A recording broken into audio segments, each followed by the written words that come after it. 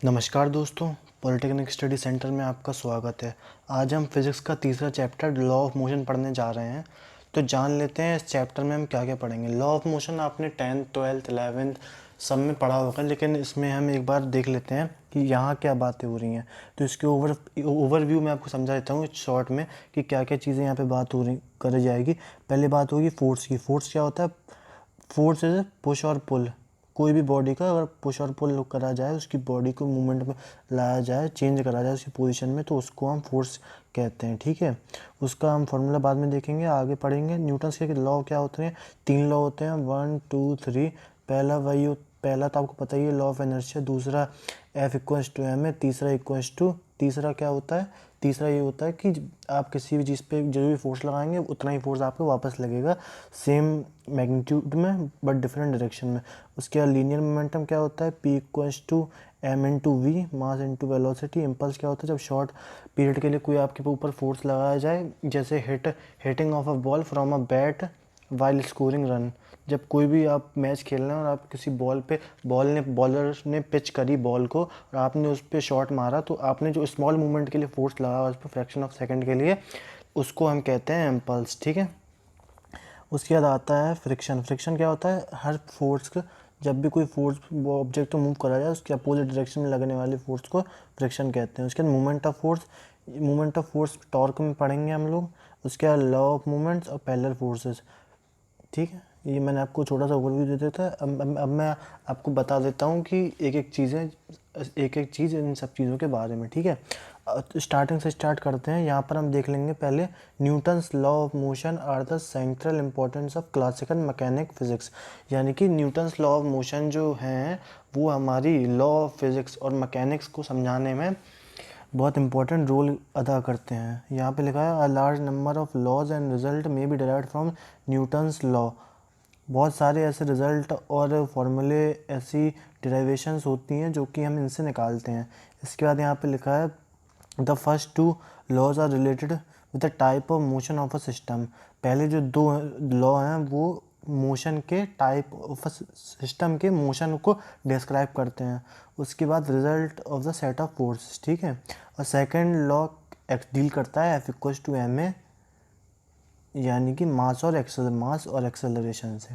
ठीक है, आगे आते हैं फोर्स क्या होता है। जैसे कि मैंने पहले बताया, force is a push or pull which can change in the position of an body as required. ठीक है, जैसे कि आपने किसी एक बॉडी पे फोर्स लगाया, उससे आपने उसकी पोजीशन इनिशियल से आपने यहाँ फाइनल पे ले आए, तो ये जो आपने जो भी इस पे मैग्नीट्यूड का आपने चीज़ पे इस पे धक्का मारा, तो आप किस मैग्नीट्यूड से धक्का मारेंगे उसको हम फोर्स से निकालते हैं। ठीक है, और आगे देख लेते हैं। यहाँ पे लिखा है, it is a vector quantity. ये आपको पता होना चाहिए कि एक वेक्टर क्वांटिटी है। Quantity following all rule of vectors are of two forces are of two type. Vector इसलिए होता है क्योंकि फॉर्मूला मैं आपको बता दूँ, बाद में तो आएगा ही आएगा, ये मैं आपको पहले बता देता हूँ क्योंकि ये बहुत कॉमन चीज़ें हैं। एफ इक्वल्स टू एम है। ठीक है, तो ए जो होता है वो वी से बनता है, मतलब वेलोसिटी से, V upon T layman language में बोल दिया जाए तो। ठीक है, तो इस v अपना क्या होता है, v किससे बनता है? डिस्प्लेसमेंट अपॉन टाइम से। तो एक तरीके से डिस्प्लेसमेंट हमारा वेक्टर क्वांटिटी है। ये भी वेक्टर हुआ, ये भी वेक्टर हुआ, तो ये भी वेक्टर हुआ। ठीक है, इस वेक्टर क्वांटिटी को ऐसे शो करा जाता है। मैं आपको दिखाने के लिए बता दूं तो ये जो चीज़ है ये डायरेक्शन बताती है, और इसका मैग्नीट्यूड तो मैग्नीट्यूड ही होता है। ठीक है,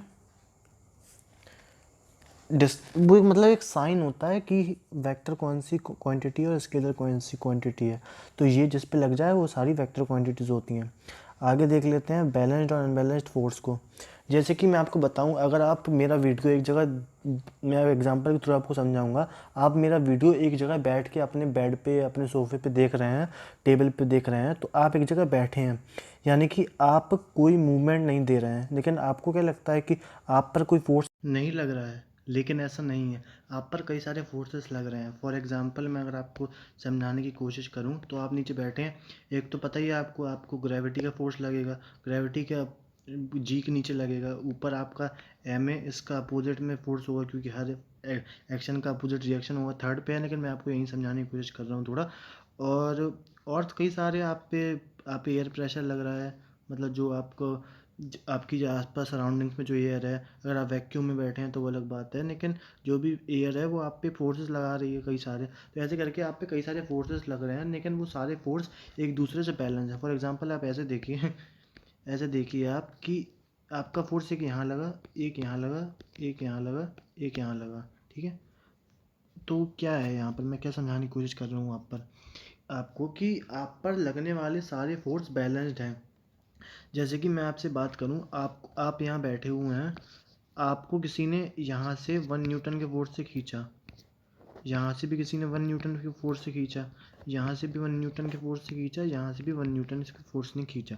यानी कि सब जगह एक बराबर तीव्रता, बराबर इंटेंसिटी, बराबर फोर्स, बराबर बल से आपको खींचा गया। तो आपका मोशन कहीं नहीं होगा, आप एक बैलेंस्ड फोर्स में रहेंगे, आप एक इक्विलिब्रियम में रहेंगे। मैं आपको समझाऊँ तो एक छोटी सी भाषा में, यानी कि नेट एफ नेट आप पर ज़ीरो होगा। दूसरी बात रही अनबैलेंस्ड फोर्सेस की, तो if the resultant of all forces not zero then the it is unbalanced force. जैसे कि अब मैं आपको बताऊं कि आप बैठे हुए हैं, किसी ने आपको धक्का मार दिया, तो आप नीचे आप अपनी पोजीशन से हट गए, तो आप पर सारे फोर्सेस बैलेंस नहीं है, क्योंकि किसी ना किसी एक साइड पर जहाँ भी आपको धक्का लगाया गया है, ऊपर नीचे दाएं बाएं, तो आप वहाँ से मूवमेंट दिया है आपने, तो आपकी पोजीशन में चेंज आया है, तो आप पर एक जगह फोर्स ज़्यादा है, सारे फोर्स अनबैलेंस्ड हो जाएंगे, तो हम उसका रिजल्टेंट निकालेंगे, और रिजल्टेंट की कुछ ना कुछ वैल्यू होगी, यहाँ पे कुछ ना कुछ न्यूटन वैल्यू होगी। तो वो वैल्यू हैगी, मतलब एग्जिस्ट करती है, मतलब फोर्स एग्जिस्ट करता है, और आपका फोर्स बैलेंस नहीं है, तो आप एक अनबैलेंस्ड फोर्स के अंडर आपकी स्टेट में आप रहेंगे। आगे देख लेते हैं क्या चीज़ें हैं।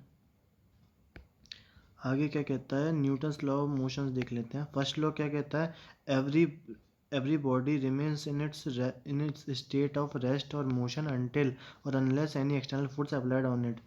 It is also called Newton's law of first motion और लॉ ऑफ इनर्शिया, ठीक है। कहने का तात्पर्य ये है यहाँ पर छोटी सी बात का, कि जब तक आप पर कोई भी फोर्स ना लगाया जाए, या तो वो चीज़ मोशन में गति दे रही हो या फिर वो रेस्ट में हो, जब तक किसी भी बॉडी वस्तु आप पर फोर्स नहीं लगाया जाए, तब तक वो अपनी स्टेट ऑफ मोशन को ही एक्वायर करके रखती है। For example, if a body is in rest, तो वो रेस्ट में ही रहेगी। आप अगर बैठे हैं तो आप बैठे ही रहेंगे। या तो एकदम से ग्रेविटी बढ़ जाए तो आपको फोर्स महसूस होगा कि आप नीचे को होते जा रहे हैं, या तो ग्रेविटी ख़त्म हो जाए तो आप उड़ते हुए जा रहे हैं, या तो एयर प्रेशर में चेंज आए तो आपको अपनी पोजीशन में अंतर दिखेगा। तो इन्हीं चीज़ों से डील करता है हमारा पहला law of inertia, first law of motion. आगे देख लेते क्या लिखा है। इनर्शिया क्या होता है, inertia is a property by virtue of which a body tries to remain in its inertia. मतलब मैं आपको बताऊं कि कुछ इनर्शिया एक प्रॉपर्टी है, जिस प्रॉपर्टी के कारण, बाय वर्च्यू ऑफ विच, जिसके होने की वजह से कोई भी प्रॉपर्टी अपने ही पोजीशन में रहने को मजबूर होती है या वापस आती है, उसी उसी में रहती है, वापस नहीं आती है, रहती है। फॉर एग्ज़ाम्पल, मैं आपको एक लेमैन भाषा में समझाने की कोशिश करूं, तो आप अगर कोई भी आप पर फोर्स नहीं लग रहा है और आप रेस्ट में हैं, तो आप रेस्ट में ही रहेंगे। लेकिन आप रहेंगे क्यों रेस्ट में, आप इसलिए रहेंगे क्योंकि वहाँ पर इनर्शिया है। तो इसका मतलब होता है इनर्शिया का, ठीक है। आगे देख लेते हैं inertia of rest, inertia of motion. Basic सी बात है, मैंने आपको इसमें क्या बताया, यहाँ पर क्या लिखा था, स्टेट, रेस्ट और मोशन। स्टेट में की बात करी जाए यहाँ पर, तो रेस्ट और मोशन, तो यहाँ पर भी रेस्ट और मोशन की बात होगी इनर्शिया के रिलेटेड, क्योंकि इनर्शिया भी यहाँ पे दो ही जगह में लग सकता है, या तो आप मोशन में हो, या तो आप मोशन में हो, या तो आप रेस्ट में हो। तो इन्हीं दोनों चीज़ों में लगेगा, इन्हीं दोनों की चीज़ें बात हो रही है। तो यहाँ पर देख लेंगे इनर्शिया ऑफ रेस्ट में क्या है, if a body is in rest then it will remain in rest unless any external force applied on it. If a body is in motion it will remain in its motion until unless any external force applied on it. अब मैं आपको एक doubt आ रहा होगा छोटा सा, मैं उससे क्लियर कर देता हूँ कि तो तुम लोग ये कहोगे कि सर आप तो ये कह रहे हो कि यहाँ पर अगर किसी वस्तु में कोई अगर मोशन में है तो मोशन में ही रहेगी, लेकिन सर ऐसा तो होता तो नहीं है, क्योंकि हम जब भी एक बॉल को फेंकते हैं तो एक टाइम पे जाके रुक जाती है, जब बैट्समैन हिट करता है तो वो एक टाइम पे जाके रुक जाती है, भले ही अंतर है ना कहीं तो रुकेगी, बाउंड्री के बाहर रुकेगी, कहीं ना कहीं तो रुकेगी। तो कहने का तात्पर्य ये है कि ये तो कॉन्ट्रडिक्ट कर रहा है, लेकिन भाई साहब बात ये है कि एक रोलिंग बॉल पर कई सारे फोर्सेस अप्लाई होते हैं। सबसे पहले तो मोशन बाउंड्री की तरफ जा रही है। यहाँ पर एक बैट्समैन ने मारी बॉल अपने बल्ले से, सॉरी थोड़ा गंदा बना रहा हूँ, डायग्राम अच्छा नहीं है मेरा, मैथ का स्टूडेंट। तो यहाँ से आपने बॉल मारी या बाउंड्री की तरफ जा रही है, बाउंड्री की तरफ, ठीक है। तो यहाँ पर क्या क्या फोर्सेस अप्लाई होंगे? आगे तो इसका जो फोर्स लगेगा वो लगेगा, नीचे क्या लगेगा, नीचे उसका mg आएगा, ऊपर क्या आएगा, रिएक्शन फोर्स आर आएगा, उसके बाद यहाँ पर फ्रिक्शन फोर्स आएगा। तो माज़ा माज़ा करके सारे फोर्सेस एक दूसरे को बैलेंस कर देंगे। और भी कई सारे एयर फ्रिक्शन, और अगर यहाँ पर जो मीडियम है, मीडियम में आपकी क्या वो है, क्या कहते हैं उसको, डेंसिटी क्या है, आप कौन सा प्रोडक्ट यूज़ कर रहे हैं, मतलब पानी के अंदर आप एक्सपेरिमेंट कर रहे हैं कि आप कहाँ कर रहे हैं, तो वो सारे फोर्सेस एक दूसरे को काट के बैलेंस कर देते हैं। तो यही चीज़ समझाने की कोशिश कर रहा हूँ। तो रेस्ट वाली चीज़ रेस्ट में ही रहेगी और मोशन वाली चीज़ मोशन में ही रहेगी, अनटिल और unless any external force applied on it, ठीक है। आगे देख लेते हैं क्या लिखा है यहाँ पर कुछ चीज़ें लिखी हुई हैं, एक बार इनको पढ़ लेते हैं। There are some example of energy. लगभग तो मैंने सारे समझा दिए, लेकिन आप ये ना कहें कि मैंने बुक की चीज़ें छोड़ दी। तो उसके लिए देख लेते हैं क्या लिखा है यहाँ पर। A glass is broke into pieces when the stone is strike on it, but the high speed bullet hits a glass, it makes a clean hole. इसका मतलब ये है कि जब भी एक गिलास पर एक बुलेट आती है तो सिर्फ एक छोटा सा छेद होता है, लेकिन जब एक गिलास पर हम पत्थर फेंकते हैं तो वो पत्थर से पूरा गिलास टूट जाता है। ऐसा क्यों होता है? क्योंकि इसका जो मास है वो इसके मास को इतनी स्पीड से नहीं आ रहा है जितनी स्पीड से पत्थर आएगा, और इसके मास का अपना एरिया होगा, वो एरिया इस पे कैसे रिएक्ट करता है, उन सब सारी चीज़ों से इसके अंदर इफेक्ट आएगा और उसके कारण से स्ट्राइकिंग का इफेक्ट पड़ेगा ग्लास पर, ठीक है। आगे चीज़ें क्या लिखी हैं? A man getting down on a moving bus fall. Simple सी बात है। मैं आपको एक चीज़ समझाता हूँ। अगर आप मोशन में हैं एक बस के अंदर, तो जैसे ही आप नीचे कदम रखने के आप बाहर आएंगे तो आप तो रेस्ट में होगा ना। जैसे ही आप आए, आपको पास थोड़ा बहुत वेलोसिटी होगी, लेकिन आप रेस्ट में आना, आप जल्दी जल्दी रेस्ट में ही आएंगे, ठीक है। तो आप जैसे ही रेस्ट में आए लेकिन आप मोशन में भी हैं। जैसे ही आपने अपने एक एग्जांपल देखा होगा, जब भी हम ट्रेन से उतरते हैं, कुछ लोग, बस उतरना नहीं चाहिए, मैं आपको समझा रहा हूँ, लेकिन आपने जल्दी जल्दी ट्रेन के मोशन में जैसे धीमी होती है तो आपने बहुत सारे लोगों को उतरते चढ़ते देखा होगा, लोकल्स में, ट्रेन्स में। तो जब वो उतरते हैं तो वो थोड़ा मोशन में रहने की कोशिश करते हैं, क्योंकि अगर वो एकदम से, अगर वो रेस्ट में आ गए तो बहुत सारा उन पे फोर्स लगेगा, एक इनर्शिया लगेगा जिसकी हम बात कर रहे हैं, ठीक है। मोशन इनर्शिया अलग होगा और रेस्ट इनर्शिया अलग होगा, अलग अलग केसेस के हिसाब से। Athlete runs very fast before taking a high jump. तो वो अपना क्या करता है, एक फोर्स ही तो इकट्ठा करता है अपने आप को आगे थ्रो करने के लिए, तो वो भी एक एनर्जी हुआ, क्योंकि मास एक एनर्जिया के फॉर्म में तो स्टोर होता है किसी ना किसी बॉडी में, है कि नहीं। चलिए आगे देखते हैं। बहुत सारे एग्जांपल हो चुके हैं, आगे देख लेते हैं सेकंड लॉ ऑफ मोशन क्या कहता है। सेकंड लॉ ऑफ मोशन देखते हैं यहाँ पर। The force applied on a body is equal to the product of mass of the body and acceleration produce by it, F equal to M ए।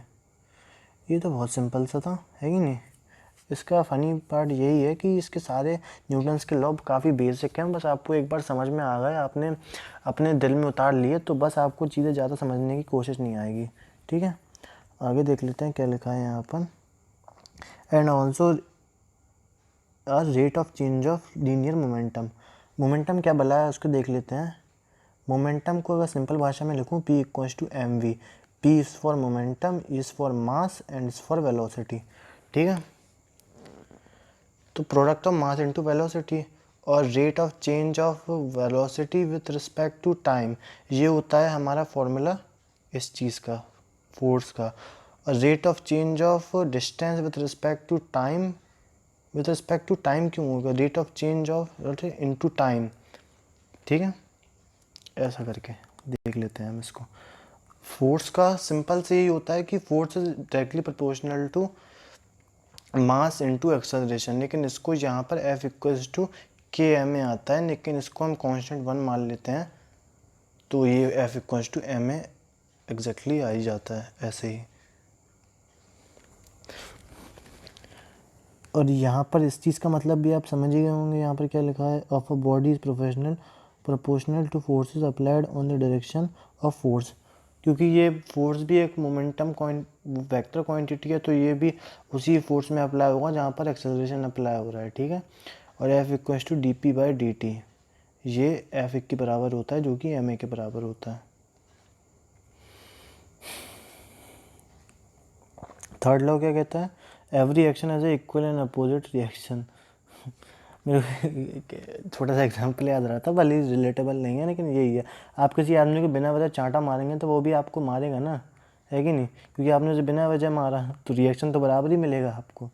लेकिन खैर ये ढंग का एग्जांपल नहीं हुआ, मैं आपको एक एग्जांपल बताता हूँ कि क्या होता है जब भी, यहाँ पर पहले देख लेते फिर मैं आपको एग्जांपल समझाने की कोशिश करता हूँ। The product of mass and velocity of a body is called linear momentum. It is replaced by sorry मैं क्या पढ़ाने लगा, थर्ड लॉ बताने था मेरे को। Every action is equal and opposite reaction, action and reaction are always on the different bodies, ठीक है, डिफरेंट बॉडीज़। फॉर एग्जांपल अगर आप किसी एक स्टैटिक दीवार पर, तो आपके घर की दीवार है, आप उस पर कोशिश करते हैं धक्का मार के रिप्लेस करने की, सीधी सी बात है आप नहीं कर पाएंगे।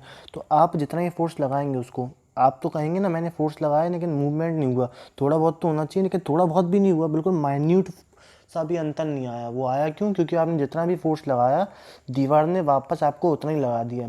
मैंने तो सर आप कहेंगे कि सर दीवार ने हम पे कैसे फोर्स लगाया, वो थोड़ा ना हम पर फोर्स लगा रही है। तो भाई अभी आप उठिए, ठीक है, वीडियो पॉज करिए, जाइए दीवार के पास, दीवार को धक्का मारिए। तो आप जब तेज मारते जाइए, ठीक है, तो आप एक हल्का सा फोर्स महसूस करेंगे कि आपकी टांगें पीछे को जा रही हैं, ठीक है। खूब तेज मारिएगा, ठीक है, और अपने आप को ऐसा फील करेंगे कि आप पीछे की तरफ आ रहे हैं। तो फोर्स है वो आप ही का फोर्स है जो दीवार के थ्रू वापस आपको लग रहा है।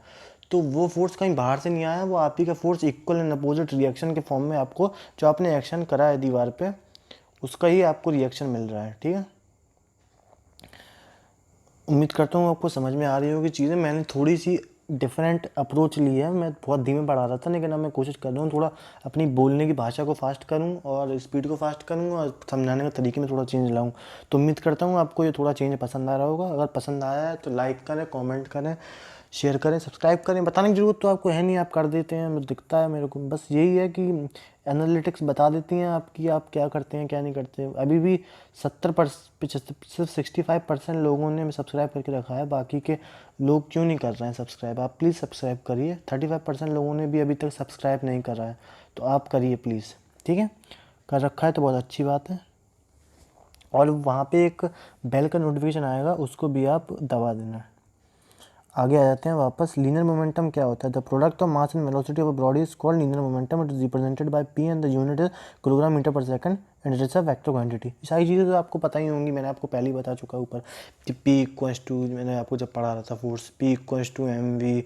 अगर वी यहाँ पे वेलोसिटी है, वेलोसिटी भी वेक्टर क्वांटिटी है, तो फोर्स भी, सॉरी मतलब यहाँ पर मोमेंटम भी वेक्टर क्वांटिटी होगी। अगर ये वेक्टर क्वांटिटी है तो इसके मोशन में ही, मतलब इसके डायरेक्शन ऑफ मोशन में ही इसका फोर्स लगेगा। और इसकी जो वो होता है क्या कहते हैं, unit kilogram metre per second होती है। एक इंटरेस्टिंग आपको मैं कॉन्सेप्ट समझाऊँ, बहुत काम आएगा, तो वो ये है, ठीक है, आप देखिएगा। थोड़ा ऑफ द रिकॉर्ड है लेकिन आप समझने की कोशिश करना है। F equals to M V square, ठीक है। तो इसका एक रिलेशन हो सकता है जो आपको एक पोटेंशियली पता होना चाहिए, एम अपॉन एम। तो ये एम मैं हटा भी दूँ यहाँ से, तो ये क्या हो जाएगा, एम स्क्वायर हो जाएगा। मतलब एम का इंटू मैंने यहाँ कर दिया कुल मिला के, एक स्टेप बचाने के लिए। तो काइनेटिक एनर्जी को मैंने के मान लिया अभी के लिए। हाफ एम वी क्या है, पी तो हो गया, पी स्क्वायर बाय, और एम यहाँ का एम। ये भी एक रिलेशन है जो आपको याद होना चाहिए, जो कि अगर मैं शॉर्ट में लिखूँ तो K equals to P square by 2m, ठीक है। आगे आते हैं law of conservation of linear momentum. If the external forces on a system is zero then the linear momentum of a system remain conserved. If two, कहने का मतलब ये है, इतनी चीज़ समझ लेते हैं, अगर कोई भी बॉडी पर if external forces of a system is zero, एक सिस्टम, एक बॉडी, एक यूनिट का अगर उस पर लगने वाले सारे फोर्सेस ज़ीरो हैं, तो उस बॉडी का मोमेंटम कंजर्व्ड रहता है। ठीक है,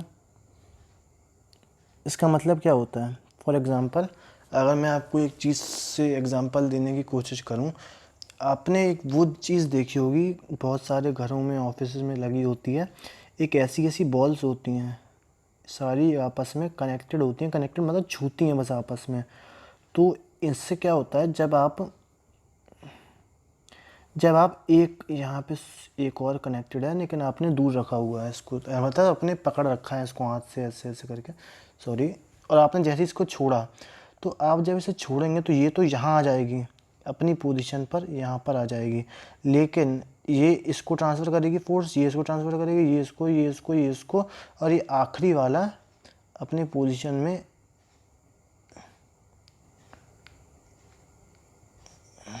चेंज कर कर यहाँ पर आ जाएगा। ठीक है, तो इसका मतलब क्या हुआ, इन सब ने कंजर्व्ड कर लिया मास, सबको पास करते हुए अपना एक मास। और ये आपको, अगर मैं आपको यहाँ पे अपना फर्स्ट लॉ समझाने की कोशिश करूँ, तो यहाँ पर क्या होगा, अगर यहाँ पर कोई एयर फ्रिक्शन नहीं होगा तो ये चीज़ हमेशा कंटिन्यू करती जाएगी, और ये दोबारा यहाँ आएगा, ये दोबारा यहाँ जाएगा, फिर ये दोबारा, फिर ये दोबारा, और ये हमेशा अनंत काल तक होता रहेगा। ठीक है, आगे देख लेते हैं। इस यहाँ पर क्या लिखा है एग्जाम्पल के लिए, if two particles of mass m1 and m2 with velocities v1 and v2 before u1 and u2 before collision and after collision v1 v2 then form law of conservation of mass। ठीक है, दो ऐसे ऐसे मास m1 m2 m2 with u1 u2 v1 v2, तो ये collision के बाद इनका ये हाल हो जाएगा। तो इसका अपन को फॉर्मूला बताने हैं, तो पहले का क्या हो जाएगा mu1, दूसरे का क्या हो जाएगा m2u2। तो ये किसका है, बिफोर कोलिजन, और बिफोर कोलिजन आफ्टर कोलिजन, क्योंकि ये कंजर्व्ड हैं दोनों के मास, कहीं भी कुछ लूज़ नहीं हुआ है, इसको हम मान के चलते हैं कि ना यहाँ पे ग्रेविटी काम कर रही है ना यहाँ पर वो काम कर रहा है, एक स्टैंडर्ड कंडीशन लेके चलते हैं। तो उसके अकॉर्डिंग m1v1 प्लस m2v2 ये आपस में बराबर हो जाएगा। इसी को हम इस कंडीशन के लिए law of conservation of mass में ऐसे डिपिक्ट करेंगे। अब आता है इम्पल्स। इम्पल्स अगर आप अंग्रेजी समझते हैं तो इम्पल्स का मतलब क्या होता है, जैसे कि मैं आपको ग्रामेटिकल समझाने की कोशिश करूँ मीनिंग ऑफ वर्ड, तो इम्पल्स का मतलब होता है एक इम्पल्सिव डिसीजन। जैसे आप लेते हैं एग्जांपल के तौर पर, इम्पल्सिव डिसीजन लिया आपने, किसी ने आपको बोला, तो इम्पल्सिव डिसीजन का मतलब क्या हुआ, आपने जल्दबाजी में आके लिया, यानी कि आपने टाइम कम दिया, एक शॉर्ट टाइम में आपने अपना काम कर दिया, आपने अपना डिसीजन ले लिया। तो इसी इम्पल्स को अगर मैं फोर्स के फॉर्म में बात करूं, तो इम्पल्स का मतलब यहाँ पर ये होगा कि आपने कोई फोर्स लगाया बहुत शॉर्ट इंटरवल ऑफ टाइम के लिए। तो यहाँ पर क्या है, if a force act on a body with a short interval of time delta T, then the product of force into time is called impulse. Simple सी बात है। या चेंज इन मोमेंटम, सिंपल, इसको सीधे जैसे कह सकते हैं, force is equal to impulse equal to force change of momentum. ठीक है, जैसे कि मैंने बताया, जब कोई भी बैट्समैन, जब भी कोई भी बॉलर अपनी बॉल पिच करता है और बल्लेबाज अपनी बॉल से शॉट मारता है, तो एक शॉर्ट इंटरवल ऑफ टाइम के लिए बॉल पे फोर्स लगता है, लेकिन फोर्स की क्वांटिटी सही शॉट होती है, उसके कारण वो बॉल आगे जाती है, मूव फॉरवर्ड होती है और बाउंड्री लाइन तक जाती है, ना जाती है, लेकिन आगे तक तो बढ़ती है कम से कम। ठीक है, अब बात आती है फ्रिक्शन की। फ्रिक्शन क्या होता है, फ्रिक्शन से आप सभी वाकिफ़ होंगे। फ्रिक्शन क्या होता है, एक बार इसी को देख लेते हैं। फ्रिक्शन, फ्रिक्शन क्या होता है, जब कोई भी बॉडी पर फोर्स लगाया जाता है तो बॉडी आगे मूव फॉरवर्ड करती है, लेकिन उसको एक पीछे एक फोर्स खींचता है, जिसको हम कहते हैं फ्रिक्शन। फ्रिक्शन क्या होता है, इसकी एक बुकिश डेफिनेशन देख लेते हैं, फिर मैं आपको एग्जाम्पल के थ्रू बताऊँगा। When a body slides one has a sliding tendency or roll over another body or on a surface, then the force opposing the motion act between the surfaces of the body which are in contact with the motion is called friction। ठीक है, अब यहाँ पर क्या लिखा है, एक बार step by step पढ़ते हैं। ठीक है, व्हेन अ बॉडी स्लाइड्स, जब कोई भी बॉडी स्लाइड करती है या रोल करती है, एक स्लाइडिंग के लिए जैसे एक बॉक्स से आपने धक्का मारा तो वो स्लाइड होके यहाँ पर आ गया, लेकिन हमेशा कांटेक्ट में रहा। ठीक है, या तो वो रोल कर रही है, बॉल रोल करती है, तो बॉल रोल करके यहाँ पर आ गई, फिर यहाँ पर आ गई, तो बॉल रोल हुई। तो इससे क्या होगा, एक मतलब एक सरफेस, बॉल की सरफेस इसकी सरफेस से टच हुई, तो इससे रोल फॉरवर्ड होकर आगे गई, लेकिन उसको अपोज करने वाला, उस चीज़ को बाधा, रजिस्ट करने वाला, एक रजिस्टिव फोर्स भी कहते हैं इसे, उस फोर्स को रजिस्ट करने वाला, अपोज करने वाला, बाधा उत्पन्न करने वाला, जो जो कारण होता है, जो कॉज होता है, जो कॉज होता है उसको हम फ्रिक्शन कहते हैं। फ्रिक्शन कितने प्रकार के होते हैं? Well, there are two type, static friction, kinetic friction. ठीक है, काइनेटिक फ्रिक्शन क्या होता है, आपको ऐसे समझ में आ रहा होगा कि अच्छा नहीं दिया इन लोगों ने, आपको बताया नहीं इन सब चीज़ों के बारे में। हाँ, मैं आपको बता देता हूँ, हल्का सा एक ब्रीफ इंट्रोडक्शन देता हूँ, होता क्या है दोनों। ठीक है, वैसे 3 टाइप के भी होते हैं, एक रोलिंग भी माना जाता है, लेकिन वो रोलिंग में आता है क्योंकि मोशन होता है वहाँ पर, तो काइनेटिक में उसे कंसिडर करा जाता है। ठीक है, स्टैटिक फ्रिक्शन यानी कोई भी जब बॉडी रुकी हुई है तो उस पर जो फ्रिक्शन लग रहा है, कोई भी बॉडी मोशन में है उस पर जो फ्रिक्शन लग रहा है, आपने किसी बॉक्स को धक्का मार के अपनी पोजीशन से हटा के आगे ले आए, तो आपने जो उस पर फोर्स अप्लाई करा, तो उसके अपोजिट में जो यहाँ पर जो फोर्स लगा, जो कि है फ्रिक्शन, उसके मैग्नीट्यूड को, उसकी डायरेक्शन को हम फ्रिक्शन कहते हैं। मतलब मैग्नीट्यूड डायरेक्शन कंबाइंड क्या होगी, उसकी डायरेक्शन क्या होगी, डायरेक्शन तो इसकी ऑब्वियस सी बात है अपोजिट में होगी, क्योंकि हमेशा फोर्स के अपोजिट में लगता है ये, तो जहाँ भी फोर्स होगा उसके अपोजिट ये होगा। ठीक है, आगे आते हैं मोमेंट ऑफ फोर्स। पहले बता देता हूँ मोमेंट ऑफ फोर्स क्या होता है। It is a measure of the tendency of a force to cause a body to rotate on a specific point or axis. It is defined as a force applied on perpendicular distance from pivot.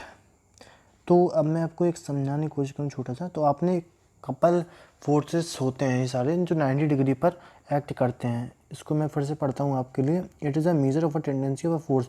ये एक force की tendency का मापदंड होता है, या कि एक तरीके का फोर्स अप्लाई होता है जिस बॉडी पर, जो कि बॉडी रोटेट करती है with a specific point of axis. It is also defined as a product for force and applied perpendicular distance from the period. यानी कि जैसे कि आपने क्या करा, मैं आपको एक एग्जांपल दूं, ये भी चीज़ें आपके यहाँ रखी होंगी या नहीं रखी तो बता दूं। ये एक चीज़ है, ठीक है, यहाँ पर नहीं फॉर एक छोटा अच्छा सही एग्जांपल देता हूँ कि क्या विंड मिल है, जैसे, हाँ विंड मिल सही एग्जांपल है। विंड मिल है, तो विंड मिल आपने यहाँ पर आपने एक फोर्स अप्लाई करा, तो ये नीचे आएगा क्योंकि आपस में सब कनेक्टेड है। तो यहाँ पर क्या हुआ, आपने एक परपेंडिकुलर फोर्स लगाया जिससे इसका मोमेंटम में चेंज हुआ, मतलब इसके पोजीशन में चेंज हुआ, जो कि एक परपेंडिकुलर डिस्टेंस पर होते हैं, इसीलिए हम इसको मोमेंट ऑफ फोर्स कहते हैं।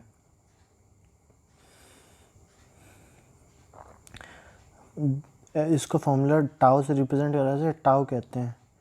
ठीक है, मुझे पता नहीं ऐसे ही लिखा जाता है, लेकिन इसको टाउ ही बोलते हैं इसको, लेकिन लिखने का चीज़ नहीं पता।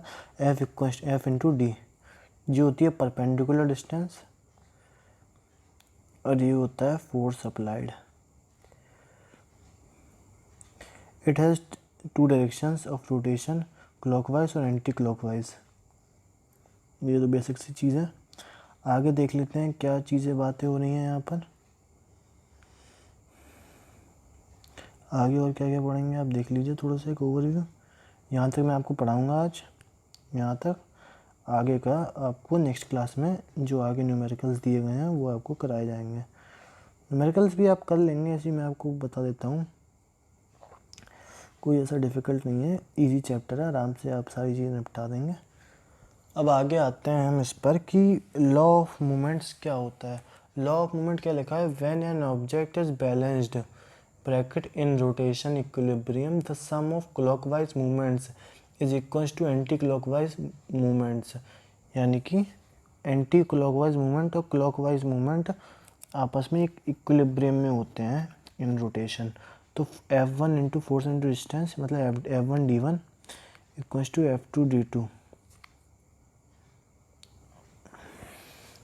अब मैं आपको उसको कैसे समझाऊँ, जैसे आपका फ़ैन है, ठीक है, जैसे मैंने विंड मिल का एग्जांपल लिया उसी लेके चलते हैं। विंड मिल नहीं,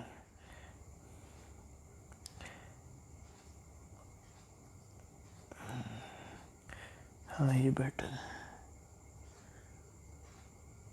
ये कनेक्टेड है तो आपको लगेगा नहीं कि अलग अलग चीज़ें हैं। तो इसका कहने का मतलब ये है, जब भी ये यहाँ जाएगा ये आगे जाएगा और ये यहाँ आएगा, तो अगर ये चीज़ क्लॉकवाइज आ रही है तो यहाँ भी ये क्लॉकवाइज आएगा, लेकिन अगर यहाँ पर कोई भी चीज़ एंटी क्लॉकवाइज जाएगी तो ये भी एंटी क्लॉकवाइज आएगा, जैसे कि यहाँ पे बताया गया। और अगर इसका यहाँ पर हम इसे इक्विलिब्रियम में मान लें तो इसको हम F1 D1 पहले वाले का और F2 D2 दूसरे वाले का, एक एंटी क्लॉकवाइज और एक क्लॉकवाइज। ठीक है, आगे आते हैं पैरेलल फोर्सेस। जो सिंपल सा है, आपको समझने की कोशिश करनी पड़ेगी। It is a system of force whose roots of action are parallel. There are two types of parallel forces, like parallel forces and unlike parallel forces.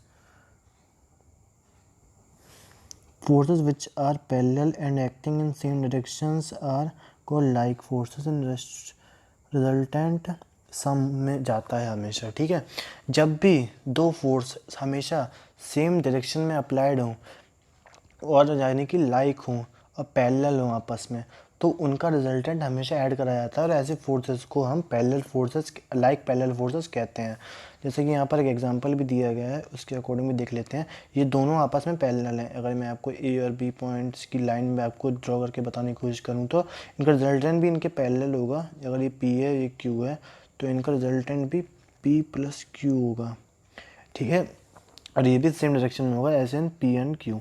Unlike, तो अनलाइक में आता है forces which are parallel and acting opposite direction are called unlike forces, resultant are unlike. तो difference होता है उनका। ये तो पहले वहाँ पे एडिशन होता था, मतलब यहाँ पर एग्जांपल ही देख लेते हैं। ये पहले यहाँ पे एक ऐसे होगा और एक यहाँ पे होगा, तो इनका रिजल्टेंट भी इन्हीं की उसमें जाएगा। मतलब अगर अनलाइक, सॉरी ऐसे नहीं होगा। अगर ये अनलाइक, अगर ये पैरेलल नहीं है तो ये आपस में क्रॉस करेंगे, और अगर क्रॉस करते हैं तो ये हमेशा इनका जो रिजल्टेंट होगा, अगर ये P है ये Q है तो हमेशा P माइनस क्यू ही होगा। इनका डिफरेंस ही होगा, हमारी नेगेटिव में आएगा, नेगेटिव में होगा P माइनस क्यू या Q माइनस P या जो भी माइनस जो भी। ठीक है, अब आते हैं कपल्स पे। ठीक है, कपल क्या कहते हैं? It consist of two equal forces in opposite direction whose line of action are not coincide. The length of two lines are known as arms of couple. जैसे कि इसी डायरेक्शन, इसी को देख लेते हैं, ऐसे ऐसे ऐसे। ठीक है, जब भी इसको हम यहाँ मूव करेंगे,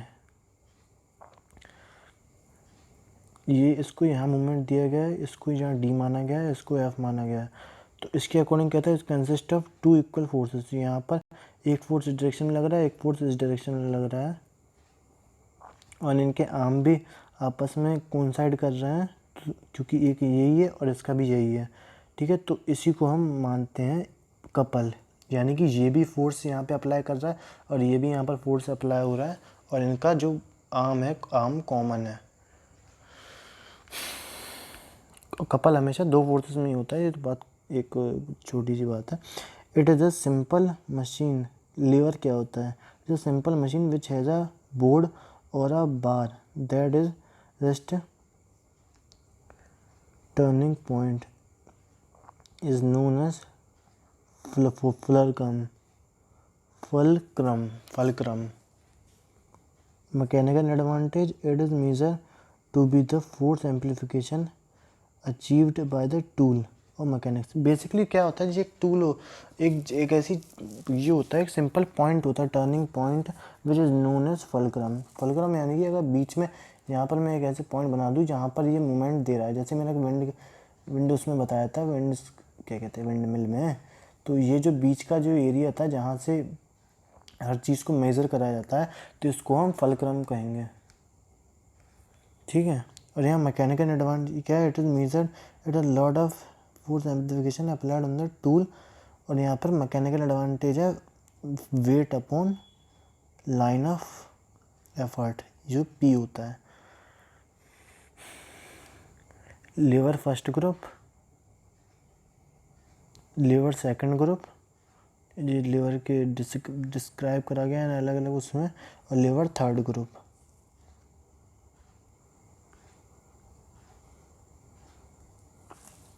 लीवर फर्स्ट ग्रुप क्या कहता है? In this group fulcrum is in between and applied, sorry, in this group fulcrum is in between and applied forces and load are at opposite end और सीजर सीसो जैसे होते हैं ये, ठीक है। ये यहाँ पर इनके पावर है और यहाँ पर वेट है और फलक्रम बीच में है, एफ ये हो गया, ये बी हो गया, तो इसका एफर्ट भी यहाँ पर A F upon B F हो जाएगा। Load equals to mechanical advantage की बात करें तो M A equals to A F और बी एफ अपॉन में, तो ये मैकेनिकल एडवांटेज का फॉर्मूला बताते हैं। अगर लीवर ऑफ सेकंड ग्रुप की बात करें तो lever of second group effort between fulcrum weight barrow wheel is fulcrum handles, ठीक है। ये हमेशा अपोजिट डायरेक्शन में होगा, तो इसका बेसिकली क्या हो जाएगा, W अपॉन पी। अगर ये यहाँ पर इसका P लग रहा है और इसका यहाँ पर, अगर यहाँ पर लिया हुआ है इसको फलक्रम को और W यहाँ पर है, तो इसके अकॉर्डिंग AF अपॉन BF ही यहाँ पर होगा, क्योंकि एक ही कंडीशन की अलग अलग फलक्रम के अलग अलग रख के हम बात कर रहे हैं, तो इसको ऐसे लिखेंगे हम, ठीक है। और थर्ड लेवल की बात करें, थर्ड लेवल को हमने अपने यहाँ रख दिया है,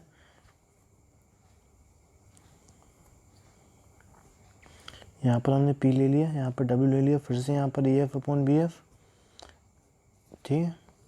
इसके बाद क्या आता है, to measure actual weight by faculty balance. यहाँ पर क्या लिखा हुआ है, when both scale of balance are unequal then weighing. अगर यहाँ पर दोनों वेट अलग अलग हैं, ठीक है, दोनों फोर्स क्या होता है, जो वेट होता है वो एक फोर्स ही तो होता है, क्योंकि मास हम अपना, जैसे हम अपना मास, हम अपना वेट करते हैं तो वेट हमारा मास नहीं होता है, वेट हमारा दोनों चीज़ों का मल्टीप्लिकेशन होता है, फोर्स होता है हमारा weight. F equal to M है, ऐसे ही इसका भी वेट है, तो अलग अलग वेट होंगे।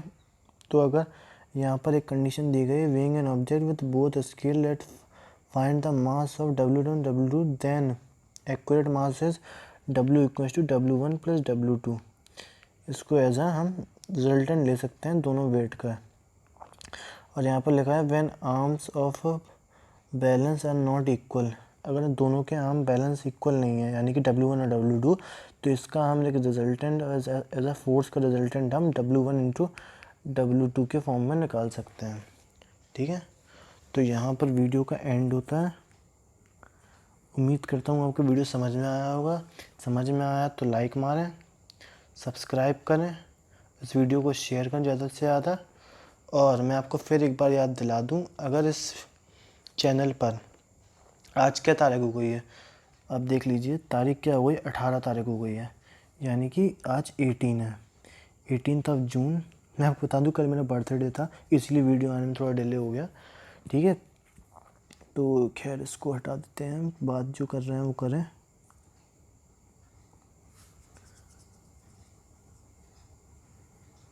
सॉरी। अच्छा, तो हम क्या बता रहे थे कि जैसे आज 18 जून है, 18 जून में हमारे नियरली 5000 सब्सक्राइबर हैं, ऊपर नीचे 100-200 होंगे।